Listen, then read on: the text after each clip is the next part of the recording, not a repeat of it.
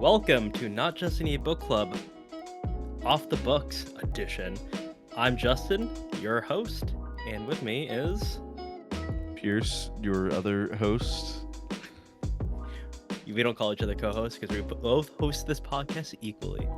And today we are talking about the 1974 classic, A Woman Under the Influence. But Pierce, why are we doing this movie? We're doing A Woman Under the Influence. This is our first movie of a new thing that we're doing for Off the Books, where we are covering some of the best movies of all time from one of the best premium labels of all time, the Criterion Collection. Not saying every movie in the Criterion Collection is the best ever, but generally you have to be doing something unique or be prestigious in some way to make it into the Criterion Collection. And so, even if there's a miss in our opinion every once in a while, we figured, there's always something special about a Criterion. Woman Under the Influence, the reason we're starting with this one is because it interested us both, because this is a film neither of us have seen, that constantly gets thrown around in the Criterion Closet videos. It feels, I don't know if this is true or not, but it feels like it's the most picked movie for sure. I feel like I see it more in those videos than anything else. So Starts with the letter A, probably. Maybe that's why it's like, oh.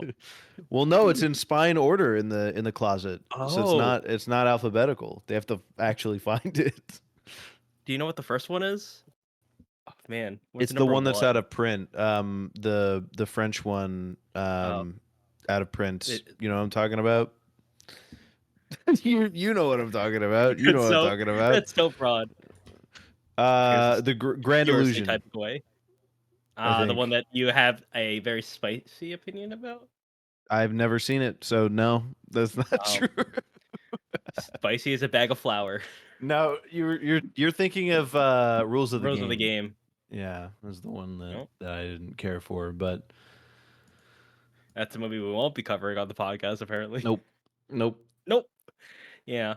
Um, this movie just seemed I knew literally nothing about it. The cover seemed interesting. I thought it was a French New Wave film this entire time. I thought this movie was going to be in French. Lo and behold, this movie was in English, made by an American. The great American America. John Cassavetes. Yeah. Um, shall we get into a bit of a summary?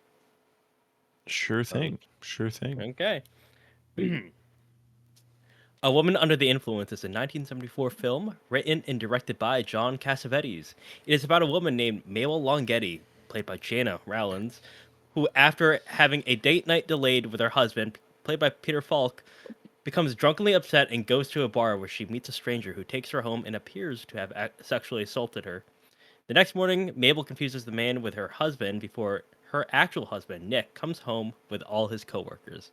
She makes them all spaghetti for breakfast, but then becomes overly and, quite strangely, flirtatious and polite, which upsets Nick, and the men walk out. Mabel has a play date with children of a random man named Harold Jensen, but acts rather strange, which upsets Nick when he comes home, as the children run around the house half naked, which the cops. I felt really dirty watching that scene. Nick slaps Mabel, angrily fights with Jensen after until he and his children leave. She is eventually committed to a mental hospital after much resistance from them both. So Nick's coworkers begin to ask what happened the next day, but Nick aggressively refuses, culminating in him indirectly causing his friend to fall off a steep incline. After work, Nick then picks up his children from school to go to the beach. He also gives them some beer. 6 months pass, and Nick cancels a surprise party that was planned for Mabel's return from the hospital. She comes home, improved but still abnormally quiet.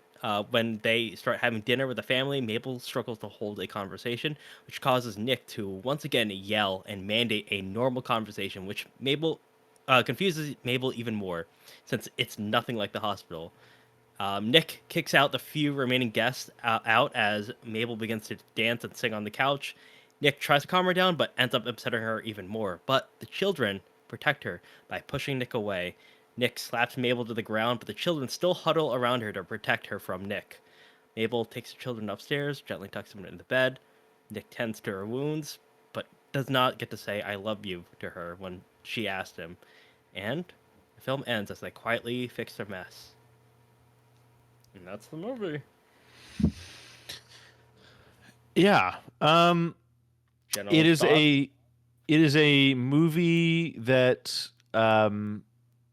I think I messaged a group chat we're both in when I had to get up and pause it Mhm. for a minute, and I said something along the lines of like it's like one of the most excellent of examples of a movie where nothing really happens. There's not a lot of like plot, but you are very engaged the entire Mhm. time. A lot of Um, subtext. right, right. Mhm. Even the little moments between characters or groups of people, um, it's, it's pretty consistently um, Engaging? engaging and they're very I think the direction calls really good attention, a good amount of attention to um, these performances, which I'm sure we'll Mhm. get into in a minute because Yeah. all of them are excellent, and even Mhm. out of all of the excellent ones, there's a clear standout. So, Yes. Not according to the Academy, apparently. Well, and that's neither here nor there yet. Yeah, my general thoughts are basically, Ken, this movie lives and dies upon the Gena Rowlands acting because she makes this movie. yeah, um, I really like how authentic it feels. It feels almost like a documentary, almost like a docudrama even. There's lots of small improv moments. It's akin to the New Wave. It feels almost like on this life. It's awkward to watch at times, almost painfully embarrassing, but at the same time, it feels so true. So, and I yeah, didn't walk away so emotional, but I walked away kind of like stunned. I'm like, wow, this movie has a lot to say without saying it, if that makes sense. yeah, yes. It I feel like it's a cliche to say something like this, but it's a movie that holds up a mirror essentially Mhm.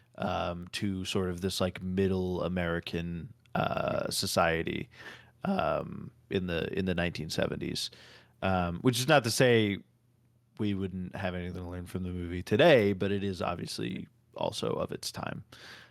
Yeah, Um, it perfectly encapsulates the time too. Probably, I would say. it definitely Um, feels like it does. I yeah, wasn't alive in the 70s, but it definitely feels that way. yeah. Especially, I mean, it captures the attitude of like the gender norms. Especially with like the masculinity.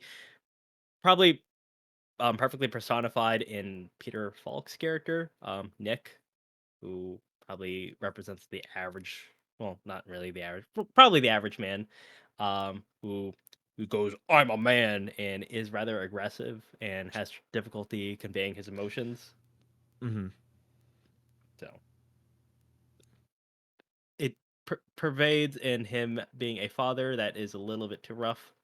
Um, I'm sure this is something that we could all ask our parents about because I think my parents were alive in the '70s, where um, I don't think they would be so aggressive, but Hmm. I feel like that was the general pervasive attitude towards masculinity, where you can't show your emotions. If you show emotions, that's too woke. Or we didn't use woke back then, but it's that same vibe.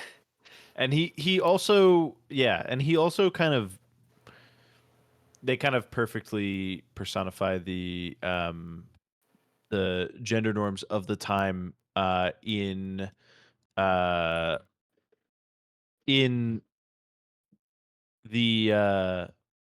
the way that they take care of the children. Sorry. That she is consistently sort of taking care of them. She picks them up on the bus. She's getting anxious when she has to send them away with her mother. Um, and then when she's not in the picture for a little while, which again is something we'll talk about and get to, he doesn't really seem to know what to do with them. He wants to take them out and have a good time. He doesn't really take good care of them. He gives them beer. these are small children if you haven't seen the film. Mhm. So Which um, there's one yeah, aspect of it being them being small children that I'm glad kind of stays in the 70s. Did not expect to see that much of them without their clothes on, which I yeah. It feels like I don't know. I don't know if it would if it's still considered socially acceptable today. I feel like it was even pretty socially acceptable in the 2000s when I was a kid for that kind of thing.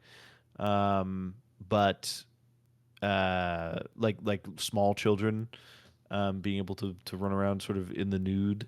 Um, know, but I guess it makes sense in the 70s it would have been even more socially acceptable.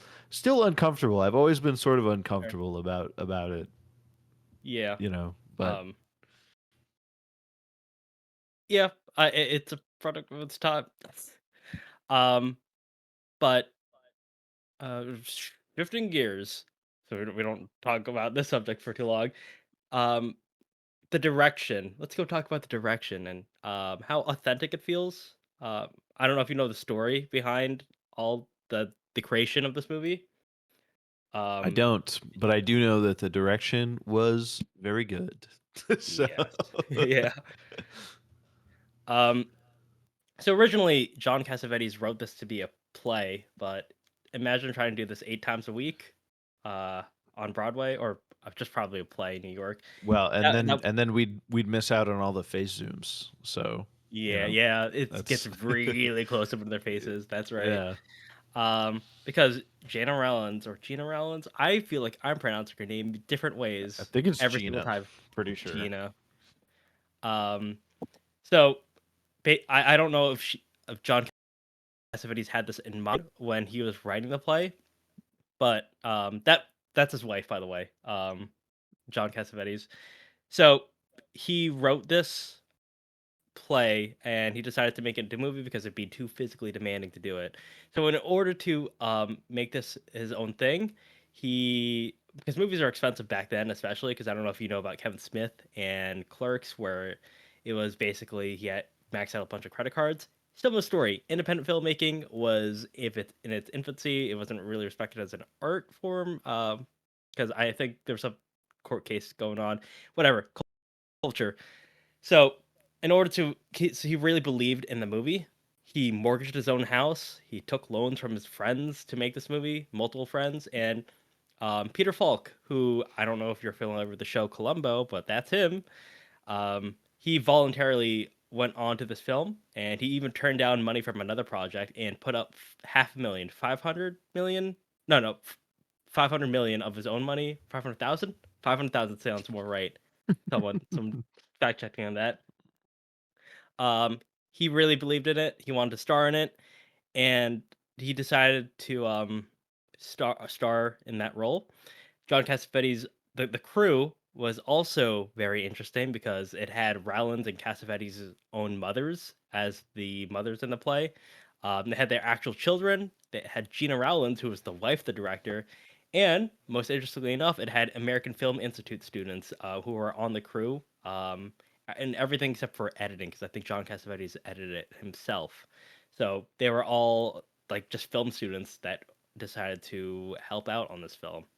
And interestingly enough, they didn't film on a studio. They filmed in a rundown house. I don't know how they got it, but it was somewhere kind of local. And after the film was edited, I think that process took 2 years, according to this article that I was reading. John Cassavetes went down to every single movie theater that he could find across the country and phone called them and said, "Hey, please show this movie." And it was the first time in the history of motion pictures that an independent film was distributed without the use of a nationwide system of sub distributors. So, interesting fact there. So, this was a huge risk. No film distribution company wanted to make it or distribute it, but this movie ended up making a profit because the actor Richard Dreyfuss promoted this film and said on some talk show host, talk show, basically saying this movie was so intense and scary and made me throw up. Watch this movie, and Yeah. it was the one movie that he's made that made a profit. I did not know the full story, but I did hear something along the lines of like this is one of the most important films for independent cinema like ever. Hmm. Um, which makes sense given kind of the history of it. John Cassavetes literally like going to movie theaters and being like, please show my Please, movie. please. I don't know if he paid them or not, but like I'm pretty sure. I mean, it was pretty desperate to just he, call I every would like imagine, I would imagine he probably took like a smaller cut of ticket sales or something. Isn't that like a variable percentage? What how the ticket sales get split? probably. I know it's been different ever since George Lucas made Star Yeah. Wars. Well, yeah, and Eh, Disney especially nowadays they take like yeah, a bigger cut than other and studios. studio system was a lot different back then. I don't think it's really comparable, which we can just Okay. assume. And John Cassavetes was a big name actor back then as well, I believe. So he wasn't struggling. But hey, mortgaging your own house is kind of crazy to me. Yeah. So It's definitely a big move. Chad move. Mm. Um, but So did we talk about Peter Falk? Right? We talked about Yes. yeah. Performances. Hmm. Um, I guess something that I will add about Gena Rowlands' performance to kind Mhm, of come back to it, that she walks a pretty fine line. I think there are a mhm, few characters who I could say that about. I think mhm, you could say it about like Emma Stone and Poor Things as well. There's like a mhm, pretty fine line for these sort of characters where you kind of don't want to go into parody or mhm, feeling like you're making fun of them or overdoing it, right? Going kind mhm, of beyond the pale. Um, and there's some moments where she could have, and I don't think she ever yeah, does. same, yeah. She really successfully kind of follows that line of basically as you know um, wild as she can play it without crossing over that line. Um, and so it's Yeah. an Uh, extraordinary performance. Like not only is it striking, but it also straddles that line really well. yeah, I think this is up there with probably the best performance in film that I've seen. I mean, at least the most committed. I never Yeah. want to say it's for certain, but like it's probably up there. Even the biggest detractors of this film, whoever they may be, would be like, yeah, she did a fantastic job in that movie. Right. Right. She gives it her all. It's not one note, is what I'm saying as well, because there are times where she's kind and gentle, and it's never like quick and sudden that she becomes manic. And I believe she has bipolar disorder. I feel like that's what she's portraying. I Hmm. thought she was schizophrenia, but then other stuff was happening. But yeah, basically, it's never instant, and it never feels one note. It's not like you don't not expected, but at the same time, it just feels like a natural evolution. We're not actors. I feel like I am not my place to praise it, but at the same time, I can recognize a good acting performance when I see one. Um, and it's also very integral to the story, where she is overly hysteric, unpredictable. But the most important thing is that she's never cruel, and this movie really does this interesting thing where it kind of pits the quote unquote neurotypical person, Peter Falk, who is just, as far as we know, doesn't have much mental disorders, um, and uh, Mabel Longetti as the person that has this mental disorder that is, from our perspective, abnormal. Pits them Hmm. as equals together, both with equal faults, which is a swing, and I think it lands Yeah. that allegory. Yeah. I think also to the point about it feeling pretty natural and not she doesn't snap into it. There's this especially right before she gets institutionalized. The There's this moment where kind of her mother-in-law is saying something and she starts to like panic and like freak out. And there's this ramp up that I feel like is really natural feeling, that she sort of ramps up to this stage of heightened emotions, and then it goes beyond sort of a neurotypical anger or frustration, um, into kind of more of a manic episode, and I just feel you can feel it coming, and you can see it happening like on her face. Um, and yeah, like like you said, neither of us are actors, but it's just it she feels It's real. impressive. This character, Yeah. yes, yeah. Um, I feel like that would be extremely hard to pull off.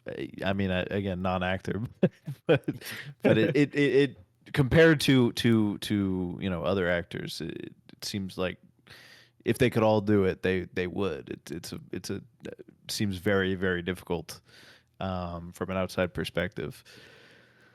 I can't compare it to any other performance I've seen. I would love if someone could tell me if anything even compares close to it, because it is impressive.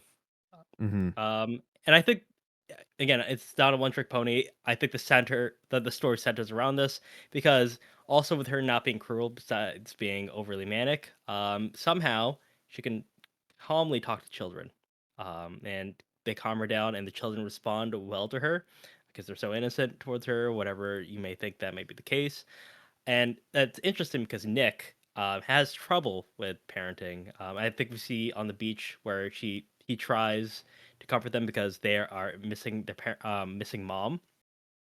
When he's on the beach, they start running away, and he struggles to relate to them. I don't think he's ever physically abusive towards them. Correct me if I'm wrong, but he is not the most warm person towards them. Yeah, he yells at them. He picks them up and sort of tosses, maybe is even too strong of a word for it, but he sort of you know puts them down harshly, I guess, in their Okay. rooms at one point.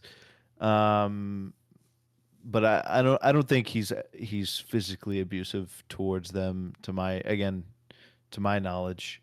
Unless we're both missing something, which is totally Yeah. possible. We both only seen this movie one time. um, Yeah. uh, but speaking of physically abusive, I think we should probably talk at least a little bit about the actual relationship between um, Nick and Mabel. Nick and Mabel. Um, there's something that interested me about Nick in particular towards the end of the movie. Um, and I guess throughout, it always sort of feels like he cares for her. Yes, he's abusive. Yes, there's no excuse for that. But it does genuinely feel like he cares for her to some extent. He doesn't want to see her get sent away to a mental institution. He sort of feels like he's almost convinced into it, by his mother in part. Obviously, he knows something's wrong, but he doesn't know what to do about it. Uh, and then towards the end, she comes back from the mental institution acting different, and he's trying to tell her to act like she normally does, and he sort of mimics her ticks, and is like, start doing that again, like make those weird click noises, or you know the all the he I think he makes the noises back at her, the noises that she'd been making earlier in the movie. um Mhm. he he clearly, I think he loves and cares for her as her. Mhm. um and so it sucks because it feels like, I think I might have said this to you the other when I watched it. Um, it sort of feels like he doesn't know what to do. That he Yeah. is, um, that society is not really prepared to help her, right? Mhm. And he's definitely not prepared to help her. And her children are too young to really understand what's going on. There's nothing, no one for him to lean on. His mother hates his wife. It seems like, there's nothing for him to lean on for help. in to help his wife, who he seems, I think, to love. Um, Even if he and so struggles to say it. Yeah. even if he struggles to say it, well, and then the ending is another thing. We can talk about that in a second. But he, for most of the movie, he seems to me to love her, and it's sort of tragic.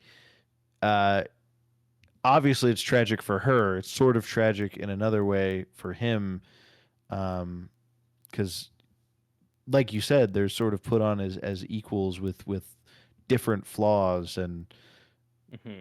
one of the tragic things for him is I think he genuinely wants to help at some points, and he can't. He's not capable of doing it. Yeah. And that extends to him. Uh, and in his displays of love, again, with his children, he can't really do that very well.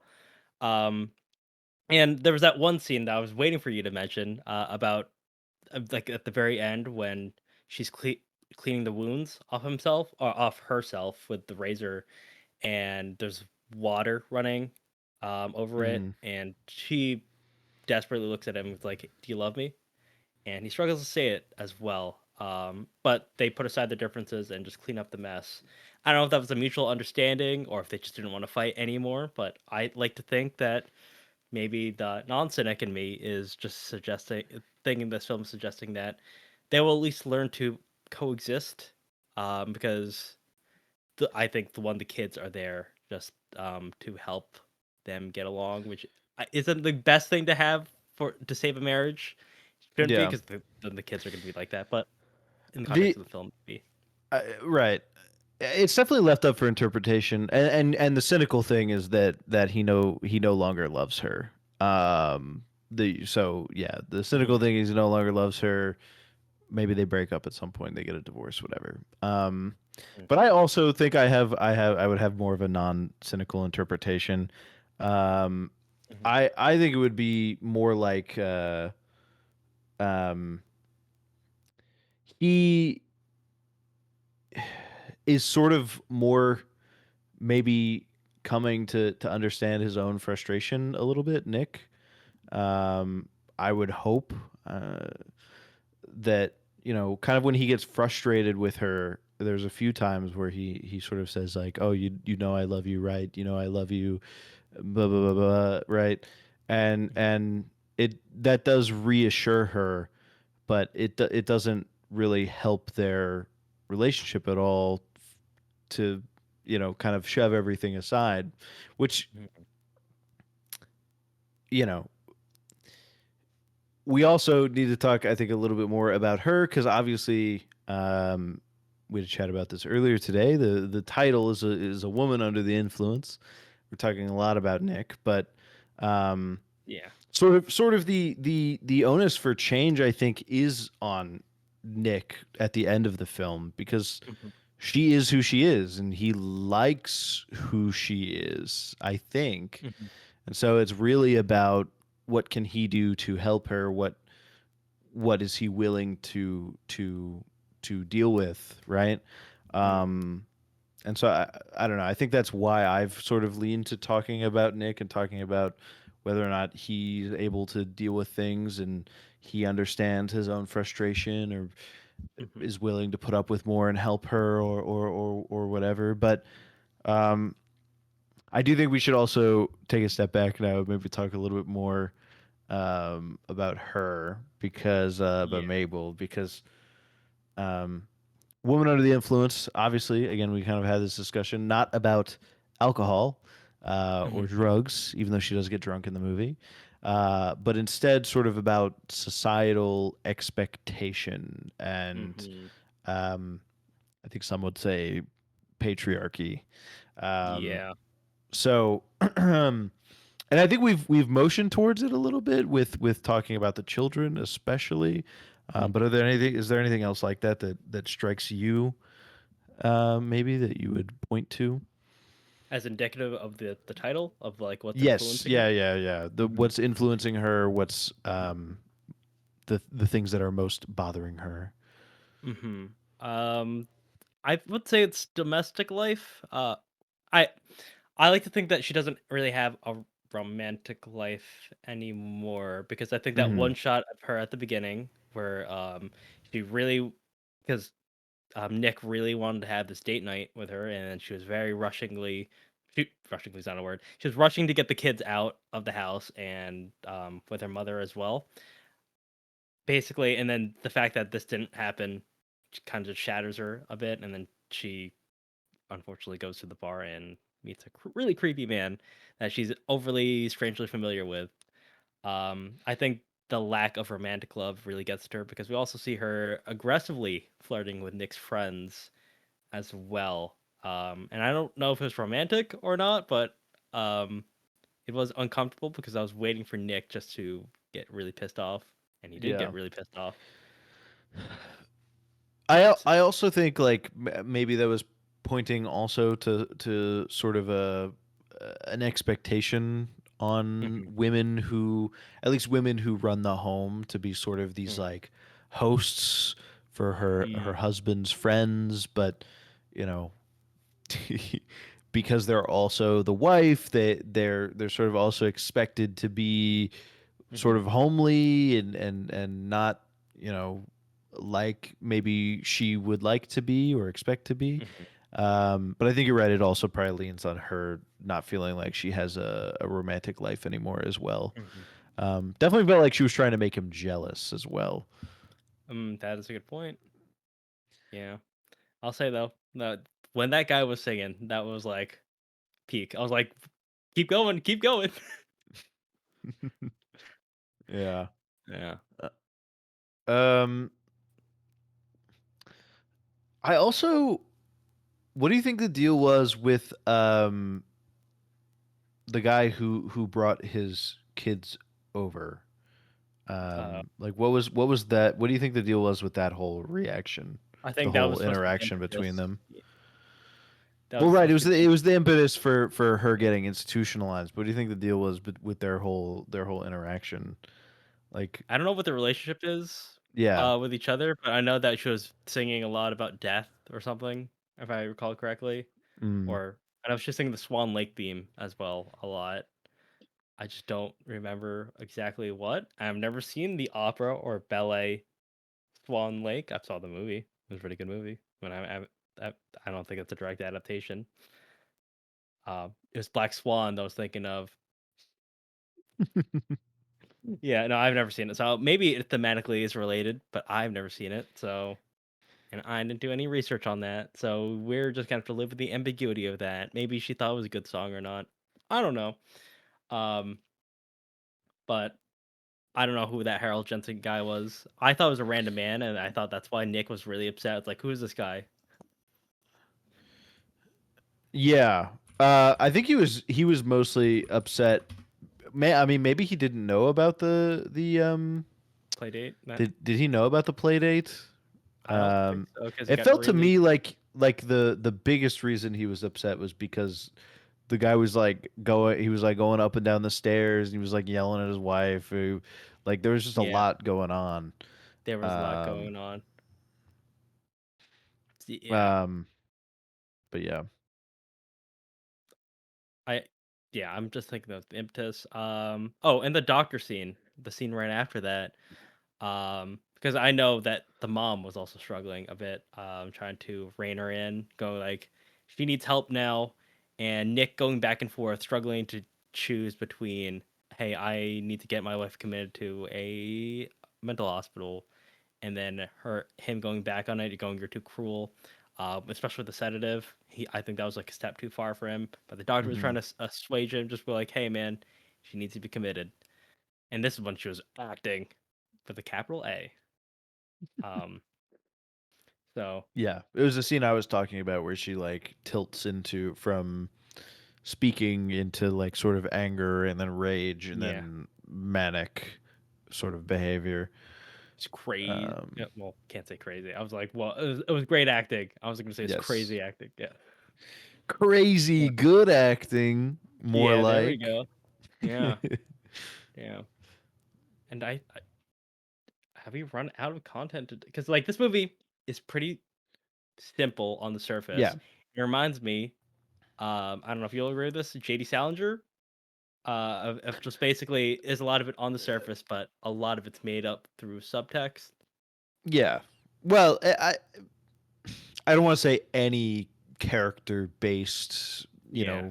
film or book, but um the truly great ones I think are like this, where it's just sort Mhm. of like Less is a more. picture into the life of somebody. Maybe it is a special moment like in Yeah. Catcher in the Rye where he sort of goes on this adventure. Maybe it is literally just a few days in their life, but you kind of get a picture into their day by day, and Mhm. there are depths sort of hidden Mhm. below that. Um, Mhm. I think this is kind of the picturesque example of that great, amazing Mhm. character work, character study. Yes. Yeah. Um, I don't think I think we hit all the notes that I have as well. Um, so I don't have any more things to say about it. I think this movie does rightfully deserve its place in the Criterion Collection. Um, especially, I mean, I do want to watch Cassavetes' other films as well. Hmm. Who knows what else is made? So, Yeah, uh, I've heard that we've started with his best one, and okay, so it's I all mean, downhill from here. all downhill from here, but downhill from way up here. So Yeah, yeah, definitely deserving of its spot in the Criterion Collection. Um, should she have should have won that probably Oscar. won more awards, especially Gena Rowlands. Yeah. She should N- she should have won that Oscar. I watched the movie first, and I texted Justin. And I was like, I cannot believe that she did not win this year. And he was like, Well, uh, what's Faye Dunaway. Faye Dunaway from Chinatown was also nominated that year, and she didn't win. And I was like, yeah, and I've seen both of these movies, and Gena Rowlands was better. He did I was not like, I believe don't know what he me was talking until he saw it. about. Yeah. And yeah, that tell us all this. Yeah. So yeah, and it really, really great stuff. Really good one to start with. Um, so yeah, awesome Mhm. film. Um, if you enjoyed, please give us a follow, a rating, a like, subscribe, whatever it is on whatever platform. We truly do appreciate it. Leave some comments. Um, what's your favorite Criterion Collection film? What should we do next? What should we do That's really next? We already kind of have the next one picked. What should we do after that? yeah. Um, what movie are we gonna do next? Oh, we are doing. Are we doing Perfect Perfect Days Days. Yeah, next? yeah, we Yeah, are. okay. Yeah. We're doing Perfect Days next. I've seen it before. I love this film.